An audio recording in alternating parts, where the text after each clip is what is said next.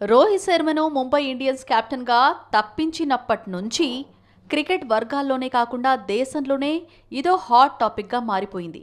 5 సార్లు IPL title సాధించి పెట్టిన రోహిత్ను కాదని ముంబై ఫ్రాంచైజీ యాజమాన్యం హార్దిక్కు కెప్టెన్సీ పగ్గాలు అప్పగించడంపై తీవ్ర విమర్శలు వచ్చాయి.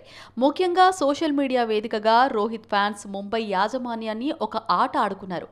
హార్దిక్ను వదిలిపెట్టలేదు. అటు ఈ అంశంపై కీలక వ్యాఖ్యలు చేసిన ముంబై కోచ్ మార్క్ బ్రౌచర్కైతే సినిమా చూపించారు. అయితే ముంబై జట్టు కొత్త captain Hardik Pandya, coach Mark Boucher Rohit captaincy తొలగింపుపై తొలిసారి మీడియా సమావేశంలో మాట్లాడి అడ్డంగా దొరికిపోయారు. రోహిత్ స్థానంలో హార్దిక్ పాండ్యాను కెప్టెన్గా తీసుకోవడానికి ఒక్క కారణం చెప్పమని బౌర్ను అడగ్గా అతను నీళ్లు నమలాల్సి వచ్చింది. సమాధానం చెప్పలేక బౌచర్ హార్దిక్ ముఖం చూస్తూ ఉండిపోయాడు. అసలు హార్దిక్ ముంబైతో కుదుర్చుకున్న తన కాంట్రాక్టులో కెప్టెన్సీ అనేది నిజంగా ఉందా అని అడగ్గా వారి ఫీజులు ఎగిరిపోయాయి. వెంటనే ముంబై ఇండియన్స్ మేనేజ్మెంట్ జోక్యం చేసుకుని దీనిపై ప్రశ్నలు అడగొద్దని మీడియాను కోరింది.